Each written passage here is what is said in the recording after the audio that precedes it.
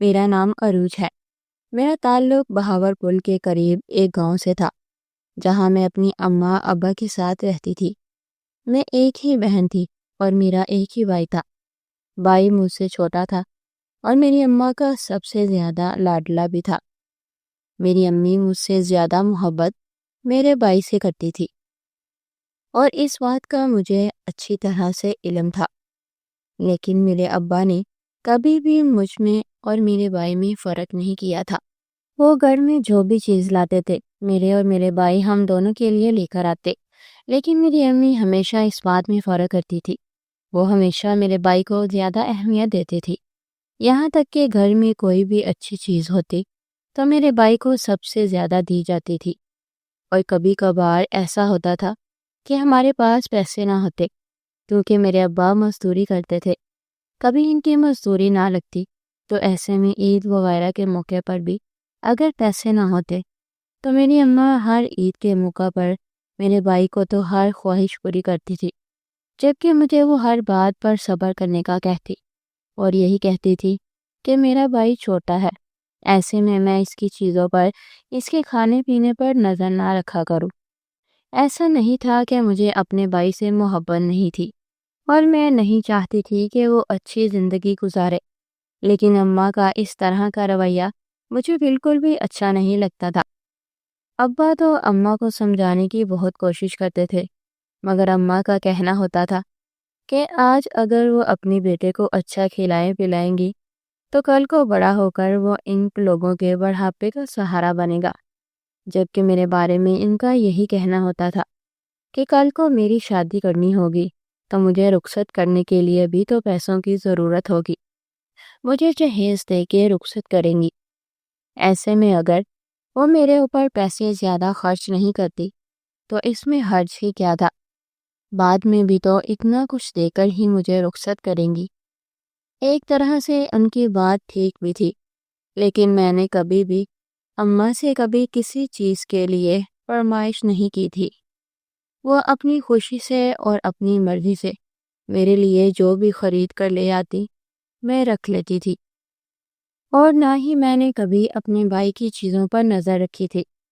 جس وقت میں چھوٹی تھی اس وقت ان ساری چیزوں کو محسوس کرتی تھی کہ میری امی مجھ سے زیادہ میری بھائی سے محبت کرتی ہیں۔ وہ اس کے معاملے میں بہت زیادہ حساس تھی۔ بھائی کو ذرا سی بھی چوٹ لگ جاتی تو میری امی کی جان پر بن جاتی تھی۔ میرا بھائی کسی معاملے میں غلط بھی ہوتا تھا تو اماں اسے کبھی بھی کسی کو ڈانٹنے نہ دیتی تھی، یہاں تک کہ وہ جیسے جیسے بڑا ہو رہا تھا اماں کا لاڈ پیار اسے بگاڑتا جا رہا تھا۔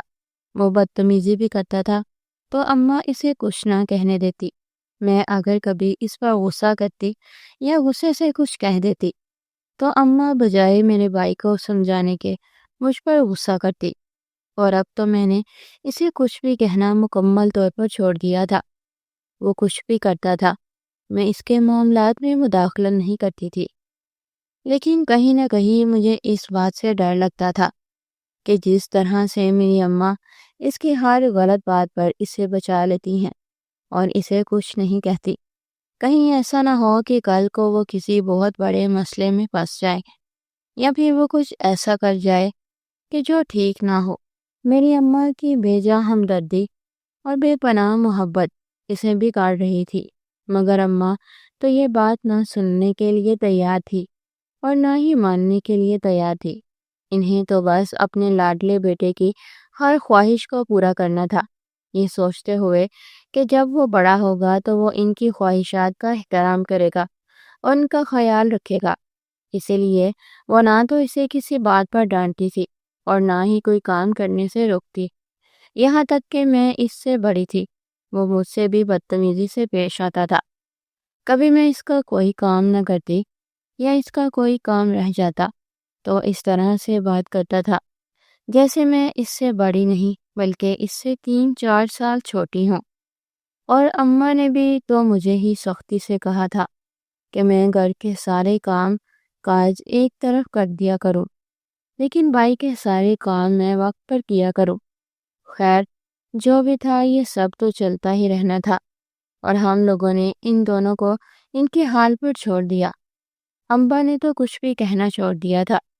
میرے ابا جی جس جگہ مزدوری کرتے تھے وہاں پر ان کے مالک نے میرے ابا سے یہی کہا تھا کہ انہوں نے شہر میں اپنا گھر بنوانا ہے، کیونکہ میرے ابا گھروں میں لکڑی کا کام کرتے تھے اور میرے ابا بہت ہی صفائی سے اور اچھے طریقے سے کام کرتے تھے۔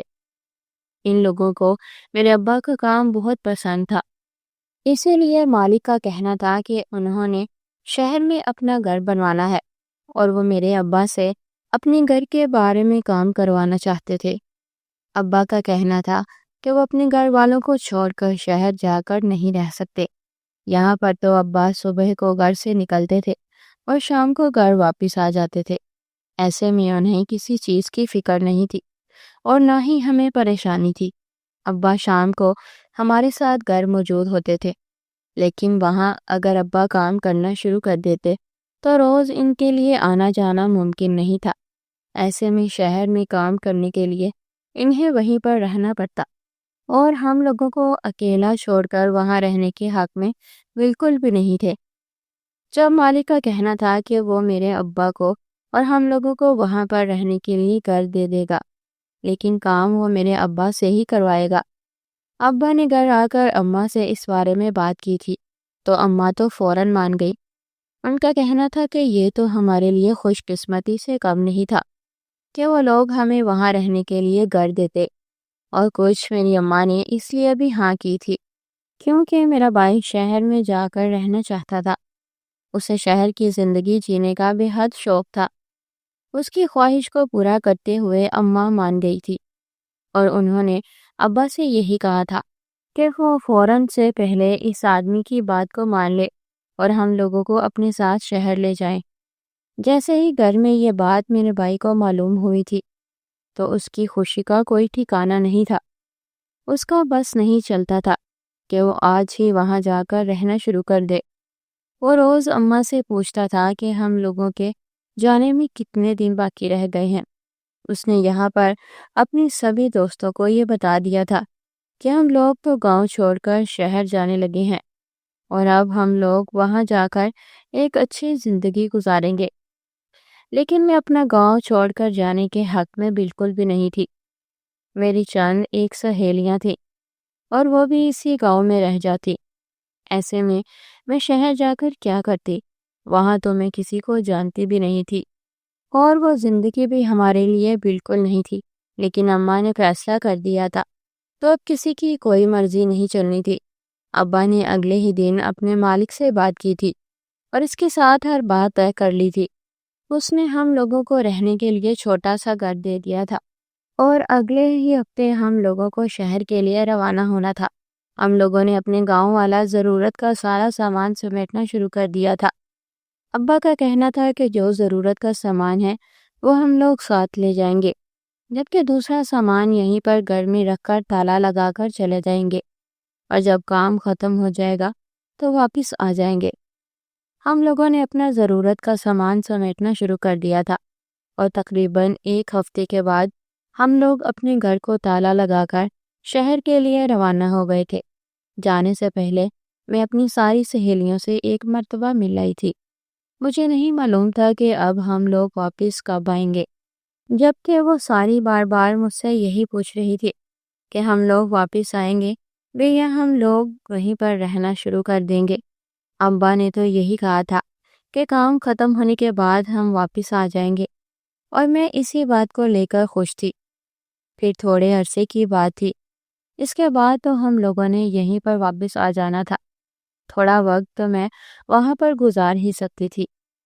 بھائی اور اماں کی خوشی کے لیے ابا اماں گئے تھے اور ہم لوگ شہر آ کر رہنے لگے۔ گھر زیادہ بڑا نہیں تھا لیکن ہم لوگوں کے لیے ٹھیک تھا۔ ہم لوگوں نے اس گھر کو اچھے طریقے سے سجا لیا تھا۔ چھوٹا سا گھر تھا اور مجھے تو گھر سجانے کا ویسے بھی بے حد شوق تھا۔ میں نے ہر چیز کو اچھے طریقے سے سیٹ کر لیا تھا۔ دیکھنے میں گھر بہت خوبصورت لگتا تھا اور ہم لوگوں نے یہاں رہنا شروع کر دیا۔ میرے ابا اگلے دن سے ہی کام پر جانے لگے تھے۔ ان کا کام بھی اچھا چلنے لگا تھا اور ہمارے حالات اچھے ہو گئے تھے۔ ہم لوگ یہاں آ کر اچھی زندگی گزارنے لگے تھے۔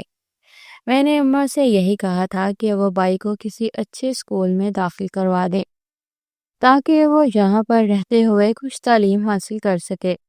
میں نے تو 10 جماعتیں پڑھ لی تھی۔ ہمارے گاؤں میں ایک سرکاری اسکول تھا جو کہ لڑکیوں کے لیے تھا، وہیں سے میں نے 10 جماعتیں پاس کر لی تھی۔ لیکن آگے پڑھائی کرنے کے لیے نہ تو کوئی وسائل تھا اور نہ ہی ابا کے پاس اتنے پیسے تھے کہ وہ مجھے شہر بھیج کر پڑھا سکتے۔ اسی لیے میں نے خود ہی اپنی پڑھائی چھوڑ دی تھی، مگر میں چاہتی تھی کہ میرا بھائی پڑھ لکھ کر کسی اچھے مقام پر پہنچے۔ لیکن بھائی کو تو پڑھائی کا بالکل شوق نہیں تھا۔ وہ پورا دن گھر سے باہر گھومتا پھرتا رہتا، تھوڑی دیر کے لیے گھر واپس آتا اور اماں سے پیسے لے کر دوبارہ باہر نکل جاتا۔ شہر میں آ کر تو اس کی زندگی اور بدل گئی تھی۔ پہلے جو گاؤں میں وہ تھوڑا بہت گھر میں ٹک جاتا تھا، یہاں آ کر تو اس نے وہ بھی رہنا چھوڑ دیا تھا۔ سارا دن اس کا گھر سے باہر گزرتا۔ میں اماں سے کہا کرتی تھی تو وہ اس پر نظر رکھا کریں، وہ کہاں جاتا ہے، کیسے لوگوں سے ملتا جلتا ہے۔ لیکن اماں کا کہنا تھا کہ بچہ ہے، کچھ دنوں کے لیے اگر خوش رہ لے گا تو ایسے میں مجھے کیا مسئلہ ہے۔ اماں کو یہی لگتا تھا کہ جیسے میں اپنے بھائی کی دشمن ہوں، یہ میں اس کی خوشیوں سے جلتی ہوں، لیکن حقیقت میں اس کی بھلائی کے لیے ہی اماں سے کہتی تھی۔ لیکن اماں نے کبھی بھی میری بات پر دھیان نہیں دیا۔ ان کا یہ کہنا ہوتا تھا کہ جتنے دن ہم لوگ یہاں رہیں گے ایسے میں اسے اس کی زندگی جی لینے دو اور اسے خوش رہنے دو۔ وہ مجھے یہی کہا کرتی تھی کہ میں کوئی بھی فضول بات اس سے نہ کروں جس کی وجہ سے وہ پریشان ہو۔ میں بھی چپ ہو گئی تھی اور میں نے کچھ نہ کہا، لیکن اس بات پر مجھے پریشانی ہوتی تھی کہ یہاں پر نہ تو کوئی ہمارا جاننے والا ہے اور نہ ہی کوئی رشتہ دار تھا، تو ایسے میں میرا بھائی پورا وقت کس کے ساتھ گزارتا تھا؟ گاؤں میں تو اس کے پھر بھی دوست تھے، وہ ہمیں معلوم ہوتا تھا کہ وہ اپنے دوستوں کے ساتھ ہے، لیکن یہاں پر تو وہ کسی کو جانتا بھی نہیں تھا۔ ایسے میں اس کا سارا وقت کہاں گزرتا تھا کچھ پتہ نہیں تھا۔ اسے صرف ایک ہی انسان پوچھ سکتا تھا اور وہ اماں تھی، لیکن اماں تو اسے کچھ بھی پوچھنے کے لیے تیار نہیں تھی۔ انہیں تو ایسا لگتا تھا کہ اگر ان کے لاڈلے بیٹے سے یہ بھی پوچھ لیا گیا کہ وہ کہاں جاتا ہے تو اس کی خوشی میں مداخلت کرنے والی بات ہوگی، اور وہ ایسا بالکل نہیں چاہتی تھی۔ ابا کا تو سارا وقت کام میں گزرتا تھا، وہ تو گھر پر موجود نہیں ہوتے تھے۔ انہیں تو یہی لگتا تھا کہ ہم دونوں بہن بھائی اور اماں گھر پر ہی موجود ہوتے ہیں۔ میری اماں روزانہ ابا سے جھوٹ بول دیتی تھی، یہی کہتی تھی کہ ابھی تھوڑی دیر پہلے ہی وہ گھر سے باہر نکلا ہے، لیکن حقیقت میں تو وہ ابا کے گھر سے نکلتے ہی گھر سے نکل جاتا تھا اور شام کو ابا کے واپس آنے کے بعد گھر واپس آتا تھا۔ میری اماں جھوٹ بول دیتی تھی کہ ابا اسے ڈانٹ دیں گے۔ وہ مجھے بھی ابا کو کچھ بھی بتانے نہیں دیتی تھی، یہی کہتی تھی کہ ابا سے اس بات کا ذکر نہ کرو۔ میں چپ ہو جاتی تھی، کیونکہ اگر میں ابا سے اس بات کا ذکر کرتی تو انہیں واقعی میں ایسا لگتا کہ میں اپنے بھائی کی خوشی سے جلتی ہوں، جو کہ انہیں ہمیشہ سے ایسا لگتا تھا۔ اسی لیے چپ ہو گئی اور اس بات کا ذکر کسی سے نہ کیا۔ ایک دو مرتبہ اپنے طریقے سے میں نے بھائی سے جو پوچھنے کی کوشش کی، لیکن میں جب بھی اس سے کچھ پوچھتی تو وہ بھڑک جاتا اور اماں سے میری شکایت لگا دیتا کہ میں اس کی جاسوسی کرتی ہوں اور اس سے الٹے سیدھے سوال کرتی ہوں۔ اس کا بگڑتا موڈ دیکھ کر اماں بھی مجھے سناتی، یہی کہتی تھی کہ میں اس کے معاملات سے دور رہا کروں۔ وہ جب بھی گھر آتا ہے میں اسے پریشان کر دیتی ہوں اور وہ اسی وجہ سے گھر سے باہر رہتا ہے۔ اماں مجھے خوب سنایا کرتی تھی۔ کبھی کبھی تو مجھے یقین نہیں ہوتا تھا کہ میری اماں میری سگی ماں ہے اور وہ میرا سگا بھائی ہے، کیونکہ جس قسم کا ان کا رویہ میرے ساتھ ہوتا تھا، ان لوگوں کو کبھی یہ بات سمجھ ہی نہیں آئی تھی کہ میں ان کی بھلائی کے لیے بات کرتی تھی۔ لیکن ان دونوں کو ہمیشہ سے یہی لگتا تھا کہ جیسے میں اپنے بھائی سے چلتی ہوں۔ اماں کو تو ہمیشہ سے یہی لگتا تھا، کیونکہ اماں بھائی سے زیادہ محبت کرتی تھی، اسی لیے مجھے یہ بات اچھی نہیں لگتی تھی اور میں ہمیشہ اسی بات کا غصہ بھائی پر نکالتی ہوں، لیکن ایسا کچھ نہیں تھا۔ میری اماں تو غصے میں ایسے سخت الفاظ کہہ جاتی تھی کہ مجھے حیرت ہوتی تھی۔ وہ یہی کہتی تھی کہ میرا تو بس نہیں چلتا، ورنہ شاید میں اپنے بھائی کی جان ہی لے لوں۔ میں نے انہیں بہت بار یقین دلانے کی کوشش کی تھی، ایسا نہیں ہے، لیکن اب میں تھک چکی تھی، اور اب جو کچھ جیسا چل رہا تھا میں نے ویسا ہی چلنے دیا۔ وقت اسی طرح سے گزر رہا تھا، اور پھر میرے ابا نے جو کام پکڑا ہوا تھا وہ ختم ہونے والا تھا۔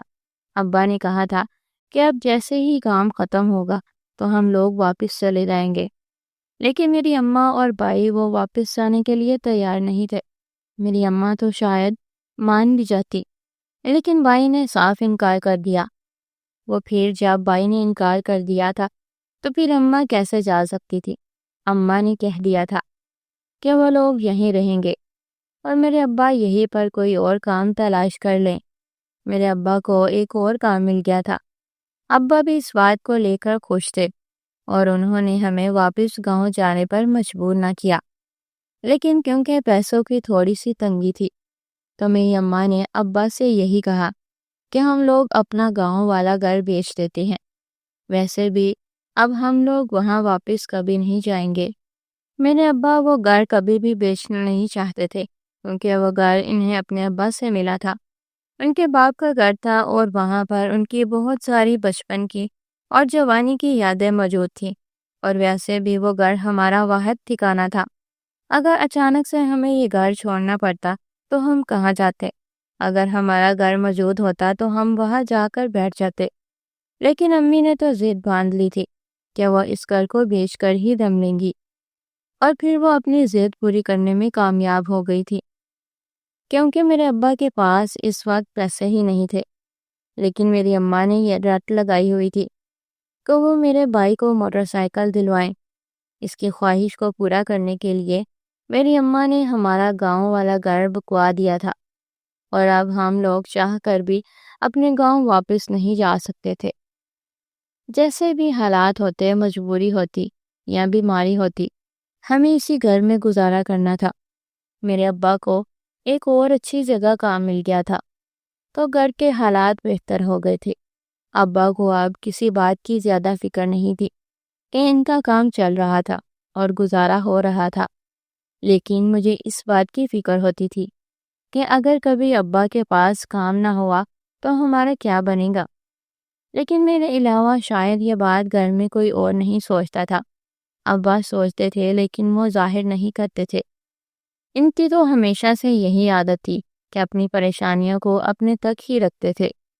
وقت اسی طرح سے گزر رہا تھا، اور پھر اچانک سے ایک بہت بڑی قیامت ہمارے اوپر ٹوٹ پڑی۔ میرے ابا جس جگہ کام کرنے کے لیے گئے تھے، وہاں پر وہ کام کرنے کے دوران اوپر سے نیچے گرے تھے، جس کی وجہ سے انہیں کافی چوٹ لگی تھی، اور انہیں ہم لوگ گھر لے آئے تھے۔ ان کا علاج چلنے لگا، لیکن وہ گزرتے وقت کے ساتھ ساتھ بیمار ہوتے جا رہے تھے۔ ابا کافی بیمار رہنے لگے تھے، اور اب ان سے کام نہیں ہوتا تھا، جبکہ ہم لوگوں نے تو اپنے گاؤں کا گھر بھی بیچ ڈالا تھا۔ ایسے میں شہر میں رہنے کے لیے بھی ہمارے پاس پیسے نہیں تھے، نہ تو ابا کے علاج کے لیے پیسے تھے اور نہ ہی گھر کے اخراجات کے لیے۔ ابا نے یہی کہا تھا کہ جو موٹر سائیکل انہوں نے بھائی کو لے کر دی ہے وہ بیچ دیتے ہیں، اور پھر جب پیسے آئیں گے تو اس کے بعد ابا اسے واپس دلا دیں گے۔ لیکن جب موٹر سائیکل بیچنے کی باری آئی تھی اور اماں نے بھائی سے اس بارے میں پوچھا تو پتہ چلا کہ وہ تو اس موٹر سائیکل کو پہلے ہی بیچ چکا ہے۔ میں 20 سال کی تھی جب میرا بھائی 17 سال کا تھا، اور اب وہ اتنا چھوٹا نہیں تھا کہ وہ گھر کی ذمہ داریوں کو نہ سنبھال سکتا۔ ابا نے یہی کہا تھا کہ ابا کی جگہ اگر وہ کام پر چلا جائے گا تو حالات کچھ اچھے ہو جائیں گے، لیکن وہ کام کرنے کے لیے تیار ہی نہیں تھا۔ میری اماں نے بھی اس سے کہا تو اس نے صاف انکار کر دیا، کیونکہ اسے گھر میں رہ کر کھانے کی عادت پڑ گئی تھی۔ اسے اچھی چیزیں بنا محنت کیے ہی مل جاتی تھی، ایسے میں اسے محنت کرنے کی عادت تھی ہی نہیں۔ میری اماں نے بچپن سے ہی اس کی عادتیں بگاڑ ڈالی تھی، اور اب وہ کسی کام کو ہاتھ لگانے کے لیے تیار نہیں تھا۔ جو ایک واحد سہارا موٹر سائیکل تھی وہ بھی اس نے بیچ ڈالی تھی۔ اماں کے پاس پیسے نہیں ہوتے تھے جبکہ وہ پیسے مانگتا تھا، اور پیسے نہ ملنے پر گھر کا سارا سامان ادھر ادھر پھینک دیتا۔ وہی ہوا تھا جس کا ڈر تھا۔ اسی دن کے لیے میں اماں کو سمجھاتی تھی اور اسی دن سے میں ڈرتی تھی، لیکن اماں نے اس وقت کسی کی بات نہ مانی، اور آج حالات اس قدر خراب ہو گئے تھے، نہ تو ہمارے پاس کھانے کے لیے پیسے تھے اور نہ ہی ابا کے علاج کے لیے، اور آمدنی کا کوئی ذریعہ نہیں تھا۔ جو پیسے بھی تھوڑے بہت گھر میں موجود ہوتے میرا بھائی زبردستی چھین کر لے جاتا اور اپنی آوارہ گردیوں میں اڑا دیتا۔ میرا بھائی باہر رہنے کے ساتھ ساتھ کچھ ایسے لڑکوں کے ساتھ اس نے دوستی کر لی تھی جو کہ نشہ کرتے تھے، اور اب میرے بھائی نے بھی وہی کرنا شروع کر دیا تھا۔ ایک طرح سے اس نے اپنی زندگی برباد کر لی تھی۔ میری اماں نے کچھ سوچتے ہوئے مجھے کام پر لگانے کا سوچا۔ ان کا کہنا تھا کہ اگر میں کسی بنگلے پہ کام کرنے لگ گئی تو ہمارے گھر کے حالات اچھے ہو جائیں گے اور ابا کا علاج ہو جائے گا۔ ابا کے لیے تو میں کچھ بھی کرنے کے لیے تیار تھی اور میں نے فوراً ہاں کر دی، لیکن میرے بابا اس بات پر راضی نہیں تھے، مگر وہ بیمار تھے اور کچھ بھی نہیں کر سکتے تھے۔ اور پھر اس طرح سے ابا کے علاج کی خاطر میری اماں نے مجھے ایک بنگلے پر کام کرنے کے لیے لگا دیا۔ میں جس بنگلے کام کرنے چلی جاتی تھی، جو وہاں کا مالک تھا، وہ مجھے بالکل بھی ٹھیک نہیں لگتا تھا۔ وہ جن نظروں سے مجھے دیکھتا تھا اس کے دیکھنے کی نظر ٹھیک نہیں تھی، اور میں یہ بات اچھی طرح سے جانتی تھی، مگر یہاں پر کام کرنا میری مجبوری تھی۔ اگر میں یہ کہہ کر انکار کر دیتی تو اماں کو یہی لگتا کہ میں کام چوری کر رہی ہوں یا میں کام نہیں کرنا چاہتی، اسی لیے خاموشی سے کام کرتی گئی اور اس کو نظر انداز کرتی گئی۔ پھر ایک دن اسی طرح سے اماں مجھے بنگلے پر لینے گئی تھی۔ اماں مجھے چھوڑ کر آ جایا کرتی تھی، جبکہ آتی میں اکیلی تھی، لیکن اس دن مجھے وہاں کام کرتے ہوئے دیر ہو گئی تھی، اسی لیے اماں مجھے لینے کے لیے آئی تھی۔ جب اماں مجھے وہاں لینے کے لیے گئی تو مالک نے اماں کو دیکھ لیا اور انہوں نے اماں سے بات کرنے کی غرض سے انہیں بنگلے میں بلا لیا۔ مالک نے میری اماں کو پیسوں کا لالچ دیا تھا۔ اس کا کہنا تھا کہ اگر میری اماں میری شادی اس سے کروا دیں گی تو وہ میرے ابا کے لیے سارے علاج کا خرچہ اٹھا لے گا اور بہت بڑے اور اچھے ہسپتال میں میرے ابا کا علاج کروائے گا، اور اس کے ساتھ ہی ساتھ ہماری زندگیوں کو بدل دے گا، میرے بھائی کو اور میری اماں کو بھی اچھی زندگی دے گا۔ اور اتنا تو میں جانتی تھی کہ میری اماں میرے بھائی کی خوشی کے لیے تو کچھ بھی کر سکتی تھی۔ جب بات بھائی کی آتی تھی تو وہ باقی ساری چیزوں کو پیچھے چھوڑ دیتی تھی۔ جب اماں نے یہ سوچا کہ ابا کا بھی علاج ہو جائے گا اور ان لوگوں کو بھی اچھی زندگی مل جائے گی اور ان کی زندگی کے سارے مسئلے حل ہو جائیں گے، غربت ختم ہو جائے گی، تو اماں نے فوراً ہاں کر دی۔ وہ فوراً اس شادی کے لیے مان گئی تھی۔ میں اس آدمی سے شادی نہیں کرنا چاہتی تھی، لیکن اپنے ابا کی زندگی کے لیے مان گئی، یہ سوچتے ہوئے کہ میرے ابا کا علاج ہو جائے گا۔ اور یہ بات بھی میں اچھی طرح سے جانتی تھی کہ اگر میں اس شادی سے انکار بھی کروں گی تو میری اماں کچھ بھی کر کے میری شادی کروا ہی دیں گی، کیونکہ انہیں پیسوں سے مطلب تھا۔ اسی لیے میری اماں نے اس آدمی سے میری شادی کروا دی۔ شادی کے اگلے دن ہی میرے شوہر کا کہنا تھا کہ میں تمہیں گھمانے لے جاؤں گا اور میں اپنا سامان باندھ لوں گا۔ میں نے اپنا ضرورت کا سامان باندھ لیا تھا۔ وہ مجھے اپنے ساتھ لے گیا اور اس نے مجھے اسلام آباد والی گاڑی میں بٹھا دیا، مگر خود میرے ساتھ نہیں آیا۔ اس کا کہنا تھا کہ وہ کچھ دیر تک آ جائے گا، لیکن گاڑی چل پڑی تھی، لیکن وہ نہیں آیا تھا۔ میں حیران تھی اور ساتھ ہی ساتھ پریشان ہو رہی تھی کہ وہ خود میرے ساتھ نہیں آیا۔ اس کا کہنا تھا کہ وہ وہاں پہنچ جائے گا، لیکن پھر بھی میرا دل ڈر رہا تھا۔ مجھے کسی انہونی کا ڈر تھا۔ میں اکیلی لڑکی کیسے جاتی اور کہاں جاتی؟ مجھے تو وہاں کے راستوں کا بھی معلوم نہیں تھا۔ میں تو گاؤں کی رہنے والی سیدھی سادی لڑکی تھی۔ گاڑی اپنی منزل پر پہنچ گئی تھی اور میرے پیروں کے نیچے سے زمین نکل گئی جب 4 آدمی مجھے وہاں پر لینے کے لیے موجود تھے۔ ان میں سے ایک آدمی میرے پاس آیا تھا۔ اس کا کہنا تھا کہ میرے شوہر نے انہیں بھیجا ہے اور میں ان کے ساتھ چلوں۔ وہ ایک بڑی سی کالی سیاہ گاڑی میں آئے تھے، لیکن میں ان لوگوں کے ساتھ نہیں جانا چاہتی تھی۔ بھلا وہ مجھے لینے کے لیے ان 4 آدمی کو کوئی بھیجتا، وہ خود بھی تو مجھے لینے آ سکتا تھا، لیکن ان کا کہنا تھا کہ وہ میرے شوہر کے ملازم ہیں اور میرے شوہر نے ہی ان لوگوں کو مجھے لینے کے لیے بھیجا ہے۔ اب میں ان کے ساتھ چلوں۔ ان میں سے ایک آدمی نے میرا سامان اٹھا کر گاڑی میں رکھا تھا اور میں خاموشی سے اس گاڑی میں بیٹھ گئی، مگر دل ہی دل میں دعا کر رہی تھی کہ میں ٹھیک خیر خیریت سے اس جگہ پہنچ جاؤں جہاں میرا شوہر تھا۔ گاڑی اس طرح سے چلتی جا رہی تھی اور کافی لمبے سفر کے بعد گاڑی ایک بہت بڑے اور خوبصورت محل کے باہر رکی۔ ایک آدمی نے میرے لیے دروازہ کھولا تھا اور مجھے یہی کہا تھا کہ میں اندر چلی جاؤں جبکہ میرا سامان مجھ تک پہنچ جائے گا۔ میں جیسے ہی اس جگہ اندر گئی تھی تو وہاں کا ماحول دیکھ کر میری روح لرز گئی تھی، کیونکہ وہاں پر بہت ساری لڑکیاں ایسے لباس میں موجود تھیں جو کہ کہیں سے بھی مناسب نہیں تھا، اور ان کے ساتھ مرد موجود تھے۔ کوئی کہاں پر کسی لڑکی کے ساتھ بیٹھا گپے لگا رہا تھا اور کوئی کہاں کسی لڑکی کے ہاتھ پکڑ کر رومانس کر رہا تھا۔ جبکہ جیسے ہی میں اندر داخل ہوئی تھی تو ایک عورت جس نے ساڑی پہنی ہوئی تھی، اس کی عمر تقریباً کوئی 40-45 سال تھی، چلتی ہوئی میرے پاس آئی اور مجھے کہنے لگی کہ وہ کافی دیر سے میرا ہی انتظار کر رہی تھی۔ اس نے مجھے اپنے ساتھ چلنے کا کہا اور میں خاموشی سے اس کے ساتھ ساتھ چلتی ہوئی کمرے کے اندر آ کر بیٹھ گئی۔ اس کا کہنا تھا کہ مجھے یہیں پر رہنا ہوگا، ساتھ ہی ساتھ اس کا یہ بھی کہنا تھا کہ جس آدمی نے مجھے یہاں بھیجا ہے یقیناً اس نے مجھے یہاں کے کام کے بارے میں سب کچھ سمجھا دیا ہوگا۔ لیکن مجھے اس عورت کی کوئی بات سمجھ نہیں آ رہی تھی کہ وہ کیا کہہ رہی ہے۔ میں نے اسے یہی کہا کہ میرے شوہر نے مجھے یہاں بھیجا ہے اور وہ یہاں پر میرا انتظار کر رہا تھا، مجھے اس سے ملنا ہے۔ وہ عورت میری بات سن کر کہکہا لگا کر ہنسی تھی۔ اس کا کہنا تھا کہ اس کا مطلب یہ ہے کہ اس نے مجھ سے جھوٹ بولا ہے اور مجھے ابھی تک سچ نہیں بتایا۔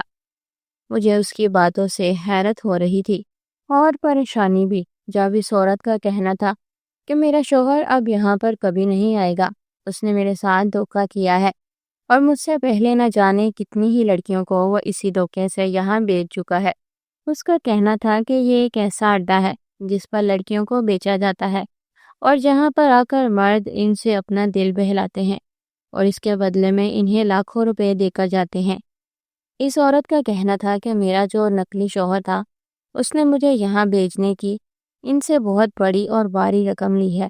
وہ آدمی ایسے تو امیر نہیں تھا، مجھ سے پہلے کتنی ہی لڑکیوں کو وہ یہاں بھیج چکا تھا اور وہ بھی اسی دھوکے سے وہ غریب اور خوبصورت لڑکیوں سے شادی کر لیتا تھا، ان کی مجبوری کا فائدہ اٹھاتا تھا اور انہیں شادی کی آفر کرتا۔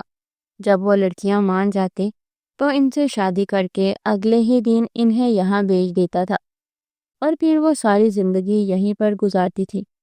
اس عورت کا کہنا تھا کہ میں اپنے اس شوہر کا خیال اپنے دل و دماغ سے نکال دوں، جو مجھ سے پہلے نہ جانے کتنی ہی لڑکیوں کو شوہر بننے کا ڈرامہ کر چکا تھا۔ اس کا کہنا تھا کہ وہ یہاں نہیں آئے گا اور میں اپنے آپ کو ذہنی طور پر اس کام کے لیے تیار کر لوں۔ وہ کل مجھ سے ملنے کے لیے آئے گی اور پھر مجھے کسی سے ملنے کے لیے جانا ہے۔ میرے تو پیروں کے نیچے سے زمین نکل گئی تھی۔ وہی ہوا تھا جس کا ڈر تھا۔ مجھے پہلے ہی شک تھا کہ کہیں نہ کہیں کچھ ٹھیک نہیں ہے، اور ویسا ہی ہوا تھا۔ یہ میں کس مصیبت میں پھنس گئی تھی، یہاں سے تو نکلنے کا کوئی راستہ بھی نہیں تھا۔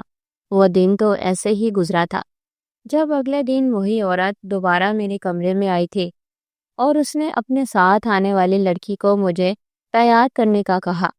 اس کا کہنا تھا کہ بہت ہی بڑے بزنس مین کے ساتھ مجھے جانا ہے اور اس نے انہیں لاکھوں روپے دیے ہیں۔ ایسے میں مجھے اچھے سے ان کی ہر بات ماننی ہے، ان کو خوش کرنا ہے، یہی میرا کام ہے، اور اگر میں اپنا کام اچھے طریقے سے کروں گی تو مجھے بھی فائدہ ہوگا، میں بھی پیسوں میں کھیلوں گی اور عیش کی زندگی گزاروں گی، وہ اتنا کہہ کر چلی گئی تھی، جبکہ میں ایسا بالکل نہیں کرنا چاہتی تھی۔ اس وقت تو میں چپ رہی اور صحیح وقت کا انتظار کرنے لگی۔ اس لڑکی نے مجھے اچھے طرح سے تیار کر دیا تھا اور تھوڑی ہی دیر بعد ایک کالے رنگ کی گاڑی آئی۔ میڈم نے مجھے اس گاڑی میں بیٹھنے کا کہا اور یہی کہا کہ گاڑی مجھے میری منزل تک لے جائے گی۔ میں خاموشی سے سفر کر رہی تھی، جبکہ میں نے سوچ لیا تھا کہ آگے مجھے کیا کرنا ہے۔ وہ گاڑی ایک بڑے سے ہوٹل کے باہر رکی تھی اور ایک آدمی مجھ تک چلتا ہوا آیا تھا۔ اس نے میرا ہاتھ پکڑا تھا۔ یقیناً یہ وہی بڑا بزنس مین تھا جس نے مجھے خریدا تھا، اور وہ مجھے اپنے ساتھ ہوٹل کے اندر لے جانے لگا۔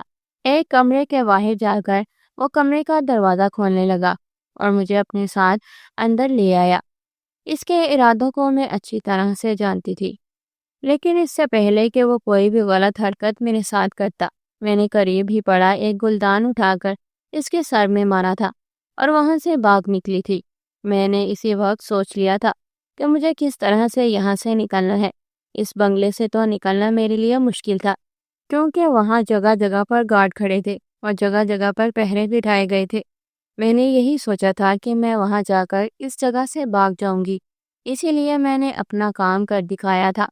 وہ آدمی وہاں پر اپنا سر پکڑ کر بیٹھ گیا تھا، جبکہ مجھے بھاگنے کا موقع مل گیا تھا۔ میں اس کمرے سے باہر نکلی تھی اور بھاگتے ہی باہر آ گئی، اور ساتھ ہی ساتھ پیچھے مڑ کر دیکھ رہی تھی کہ کہیں وہ میرا پیچھا نہ کر رہا ہو۔ میں جلدی سے جلدی اس ہوٹل سے باہر نکلنا چاہتی تھی تاکہ کسی محفوظ جگہ پر پہنچ سکوں، لیکن اچانک سے میں کسی سے بری طرح ٹکرائی۔ جب میں نے اپنے سامنے دیکھا تو ایک پولیس آفیسر وردی پہنے میرے سامنے کھڑا تھا۔ ایک لمحے کے لیے تو میرے اندر امید جاگی، پھر میں نے یہی سوچا کہ میں اسے ساری حقیقت بتا دیتی ہوں، لیکن پھر اگلے ہی لمحے میں نے یہ سوچا کہ ابھی اندر جو میں ایک آدمی کے سر پر گلدان مار کر آئی تھی، اگر وہ مر گیا تو ایسے میں پولیس مجھے پکڑ لے گی اور ساری زندگی جیل میں گزر جائے گی۔ اسی لیے میرے لیے یہی بہتر تھا کہ میں خاموشی سے یہاں سے نکل جاؤں، اور کیا بھروسہ تھا کہ پولیس میری مدد کرتی۔ یہ بھی ہو سکتا تھا کہ پولیس ان لوگوں کے ساتھ ملی ہوتی، کیونکہ اکثر میں نے تو یہی دیکھا تھا کہ جو بڑے بڑے لوگ اس طرح کے کام کرتے تھے ان کے ساتھ پولیس بھی ملی ہوتی تھی۔ ایسے میں مجھے ان سے کسی بھی بھلائی کی امید نہیں تھی۔ میں وہاں سے بھاگنا چاہتی تھی، لیکن اچانک اس آدمی نے میرا ہاتھ پکڑا تھا اور مجھے روک لیا۔ اس کا کہنا تھا کہ میں اتنی جلدی میں کہاں جا رہی ہوں۔ شک بھری نظروں سے مجھے دیکھ رہا تھا۔ اچانک سے ہوٹل کا ایک آدمی بھاگتا ہوا آیا تھا اور اس نے یہی کہا تھا کہ اس کمرے میں ایک آدمی زخمی پڑا ہے، کسی نے اس کے سر پر کوئی چیز مار کر اسے زخمی کیا ہے۔ میرے کپڑوں پر تھوڑے سے خون کے دبے تھے اور اسی وقت پولیس کو مجھ پر شک ہوا تھا۔ پولیس والے مجھے اپنے ساتھ لے گئے تھے۔ میں نے اپنے آپ کو چھڑوانے کی بہت کوشش کی، ان سے یہی کہا تھا کہ میں نے کچھ نہیں کیا۔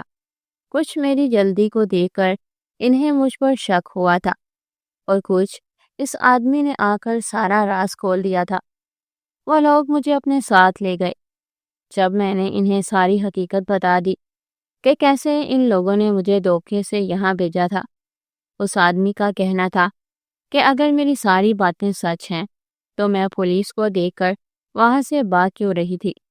مجھے چاہیے تھا کہ میں انہیں سچ بتاتی اور ان سے مدد مانگتی۔ یہ بات سن کر میں نے اپنا ڈر بھی انہیں بتا دیا تھا، کیونکہ مجھے ایسا لگتا تھا کہ جیسے یہ لوگ بھی ان کے ساتھ ملے ہوئے ہوں گے اور مجھے واپس اسی جگہ بھیج دیں گے۔ اسی لیے میں ان لوگوں سے ڈر کر بھاگ رہی تھی۔ اس میں بھی غلطی میری نہیں تھی۔ پولیس والے کا یہی کہنا تھا کہ اس میں ان لوگوں کی غلطی ہے کہ ان لوگوں نے لوگوں کو شاید اتنا تحفظ نہیں دیا کہ لوگ ان پر بھروسہ کرنے کی بجائے، ان سے مدد مانگنے کی بجائے ان سے ڈر کر بھاگ جاتے ہیں۔ مگر میں چھپ رہی تھی۔ وہ پولیس والا مجھے اپنے گھر لے آیا تھا۔ اس کا کہنا تھا کہ جب تک یہ معاملہ سلجھ نہیں جاتا میں اس کے گھر میں رہ سکتی ہوں۔ ساتھ ہی ساتھ اس کا یہ بھی کہنا تھا کہ مجھے ڈرنے کی ضرورت نہیں ہے۔ میں نے جو کچھ بھی کیا وہ ٹھیک کیا، اپنے آپ کو بچانے کے لیے کیا۔ اس کا کہنا تھا کہ وہ کافی عرصے سے ان لوگوں کو پکڑنے کی کوشش کر رہا ہے، لیکن اب ان لوگوں کو اس سے کوئی نہیں بچا سکتا۔ اور پھر ایک ہفتہ اسی طرح سے گزرا تھا۔ میں اس کے گھر پر موجود تھی جب ایک ہفتے بعد اس نے مجھے اچھی خبر سنائی تھی۔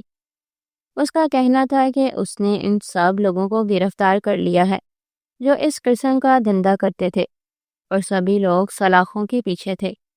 اور جس آدمی نے مجھ سے شادی کی تھی وہ مجھ سے پہلے بھی بہت ساری لڑکیوں سے اس طرح شادی کر چکا تھا۔ ویسے تو وہ جھوٹی شادی تھی، وہ اپنا نام بدل کر ہر لڑکی سے نکاح کرتا تھا۔ اس طرح یہ نکاح قابل قبول نہیں تھا، لیکن پھر بھی ان لوگوں نے قانونی طور پر مجھے اس نکاح سے آزاد کروا دیا تھا۔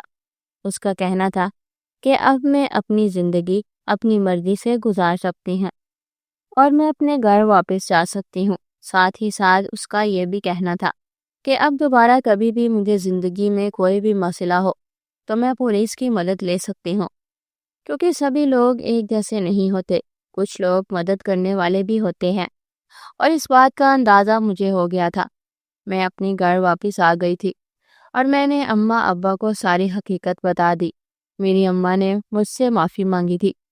ان کا کہنا تھا کہ ساری زندگی وہ جس بیٹے کے لیے مجھے قربانی کا بکرا بناتی آئیں، ان کے بیٹے نے انہیں کہیں کا نہیں چھوڑا تھا۔ گھر کا سارا سامان اس نے بیچ دیا تھا اور اپنے نشے پر لگا دیا تھا۔ ماں کا کہنا تھا کہ ساری زندگی وہ اسے اس لیے پیار کرتی رہی کہ بڑھاپے میں وہ ان کا سہارا بنے گا اور ان سے محبت کرے گا، لیکن ایسا کچھ نہیں ہوا تھا۔ اس نے تو ان لوگوں سے سب کچھ چھین لیا تھا۔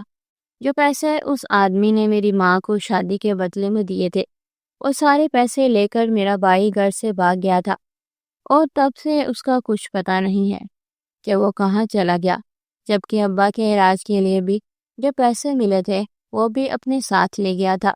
ماں کا کہنا تھا کہ اس نے ان کا سہارا کیا بننا تھا، بلکہ جو کچھ ان کے پاس تھا وہ بھی ان سے چھین کر لے کر گیا۔ میری ماں کو اپنی غلطی کا احساس ہو گیا تھا کہ انہوں نے اپنے بیٹے کی تربیت اچھی نہیں کی تھی۔ اماں نے مجھ سے معافی مانگی تھی، لیکن میں نے ان سے یہی کہا تھا کہ انہیں مجھ سے معافی مانگنے کی ضرورت نہیں ہے۔ اور پھر اس کے بعد میں نے نوکری تلاش کرنی شروع کر دی تھی۔ ایک اچھی جگہ مجھے نوکری مل گئی تھی اور میں نے اپنے ابا کا علاج کروایا تھا۔ گھر کے سارے اخراجات میں اٹھاتی تھی۔ میری ماں نے ساری زندگی اپنے بیٹے کو یہ سوچ کر محبت کی تھی اور اسے اچھی زندگی دی تھی کہ وہ بعد میں انہیں اچھی زندگی دے سکے، اور جس بیٹی کو انہوں نے بوجھ سمجھ کر ہمیشہ نظر انداز کیا تھا، آج وہی بیٹی ان کا بوجھ اٹھا رہی تھی، جبکہ وہ بیٹا جسے لاڈ پیار سے پال پوس کر بڑا کیا تھا، وہ انہیں برے حالات میں چھوڑ کر سب کچھ چھین کر بھاگ گیا۔ میرے ابا مکمل طور پر ٹھیک ہو گئے تھے۔ انہوں نے کام پر دوبارہ جانا شروع کر دیا تھا، جبکہ میرے لیے ایک رشتہ آیا تھا۔ لڑکا پولیس میں تھا، اور جب مجھے معلوم ہوا تھا کہ وہ لڑکا کوئی اور نہیں بلکہ وہی تھا جس نے میری مدد کی تھی، تو میں نے شادی کے لیے ہاں کر دی۔ میری ماں اس بات کو لے کر بہت خوش تھی اور میرے لیے ڈھیروں دعائیں کرتی تھی، اور انہوں نے اپنی دعاؤں کے سائے میں مجھے رخصت کر دیا تھا۔ میں اپنے گھر آ گئی تھی اور میری زندگی خوبصورت ہو گئی تھی۔ سارے مسئلے مسائل میری زندگی سے ختم ہو گئے تھے۔ میری اماں ابا بھی اب اپنے گھر پرسکون طریقے سے زندگی گزار رہے تھے۔ میرے ابا کام پر جانے لگے تھے اور اماں ابا کا دونوں کا اچھا گزارا ہو جاتا تھا۔ میرا بھائی اس وقت کے بعد سے پلٹ کر واپس نہیں آیا تھا، اور نہ ہی ہم لوگوں نے جاننے کی کوشش کی تھی کہ وہ کہاں پر ہے۔ زندگی بعض اوقات ہمیں بہت مشکل امتحانات میں ڈال دیتی ہے، لیکن ہمت نہ ہاریں اور حوصلہ رکھیں اور ہمت سے ان ساری چیزوں کا مقابلہ کریں۔ یقیناً آخر میں جیت آپ کی ہی ہوگی، اور اپنے بچوں کی اچھی پرورش کریں، کیونکہ آپ کا بڑھاپا ان سے بے جا محبت کرنے سے نہیں سنورے گا، بلکہ ان کی اچھی تربیت کرنے سے سنورے گا۔